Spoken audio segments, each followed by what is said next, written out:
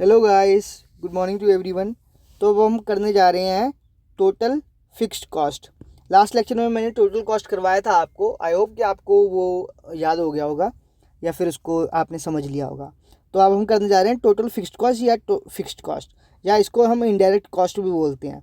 ठीक है, तो टोटल फिक्स्ड कॉस्ट क्या है? These are those cost which do not change with change in level of output. ये चेंज नहीं होते with change in level of output. जैसे जैसे आउटपुट बढ़ता रहता है, एक हुआ, पहले दो, फिर 3 यूनिट प्रोड्यूस करने लग गए, तो इसमें क्या होती है, जो कॉस्ट लगती है वो हमेशा सेम रहती है, वो बदलती नहीं है। मतलब अगर एक कंपनी में एक पेन प्रोड्यूस हो रहा है या एक कंपनी में एक आईफोन प्रोड्यूस हो रहा है, तो मान लीजिए उसका खर्चा आ रहा है, तो मतलब जो टोटल फिक्स्ड कॉस्ट लग रही है वो लग रही है 100 रुपये लग रहे हैं। तो चाहे आईफोन बने चाहे ना बने, 100 रुपये तो लगेंगे ही लगेंगे।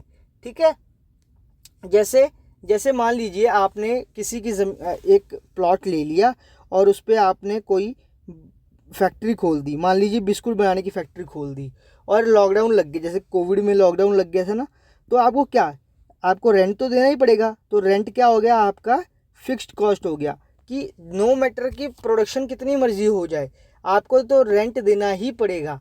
ठीक है, this is called the fixed cost या फिर टोटल फिक्स्ड कॉस्ट या फिर indirect cost.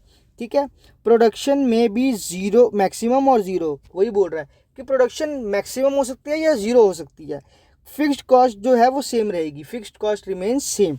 The expenses incurred on fixed cost of production remains unchanged eight all level of output.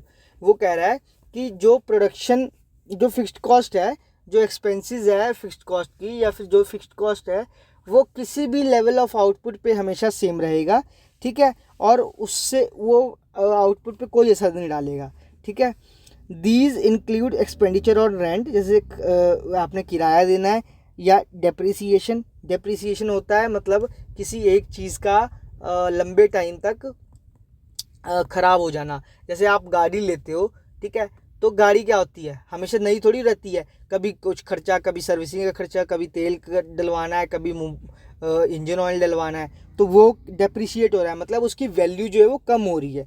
Interest देना पड़ेगा। ठीक है, अब आप उस किसी ने बैंक से लोन लिया है, मान लीजिए कोई दुकान चलाने के लिए, कोई ग्रॉसरी की दुकान खोल ली, उसको चलाने के लिए उसने जो सामान उसमें आटा दाल चीनी जो भी रखते हैं, उसको ख़रीदने के लिए उसने लोन ले लिया बैंक से, तो फिर उसको इंटरेस्ट तो पे करना ही पड़ेगा। या फिर आपने अगर कार लोन लिया है तो कार लोन तो पे करना ही पड़ेगा मंथली।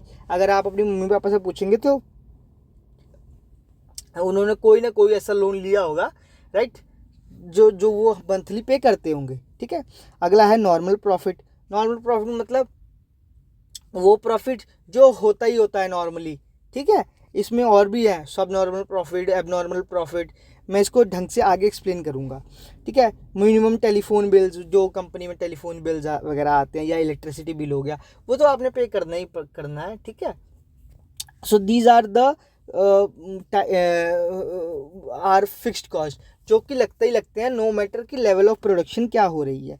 एक एग्जाम्पल से यहाँ समझते हैं कैसे, एक डायग्राम से समझा रखा है कि आउटपुट जो है वो 0 1 2 3 4, मतलब एक फैक्ट्री में मान लीजिए कि आईफोन बन रहे हैं, तो पहले यूनिट, मतलब जब कोई आईफोन नहीं बन रहा था, 0 आईफोन बन रहे थे, तो फिक्स्ड कॉस्ट कितनी लग रही थी, 20।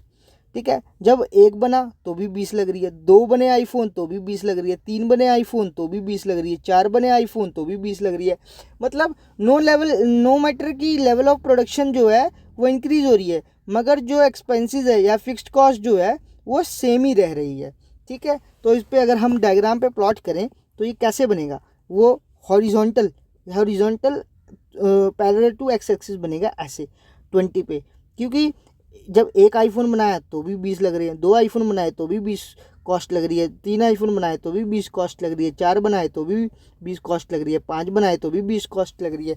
तो मतलब जो एक्सपेंडिचर है वो तो सेम है, मगर लेवल ऑफ प्रोडक्शन चाहे इंक्रीज होता रहे, ठीक है, उससे कोई फ़र्क नहीं पड़ेगा एक्सपेंडिचर पे, मतलब फिक्स्ड कॉस्ट हमेशा सेम रहेगी। ठीक है, तो fixed cost is represented in a straight line parallel to x axis. Second है, it shows TFC remains constant at all level of output, मतलब total fixed cost remains constant जितने मर्जी level of output हो, at all level of output. Third is it is positive at zero level of output, मतलब वो positive है zero level of output पे, ठीक है। मतलब चाहे प्रोडक्शन हो चाहे ना हो, फिक्स्ड कॉस्ट तो लगनी ही लगनी है, राइट। सो आई होप आपको टोटल फिक्स्ड कॉस्ट समझ में आ गया होगा, राइट। मिलते हैं नेक्स्ट लेक्चर में, टिल देन बाय।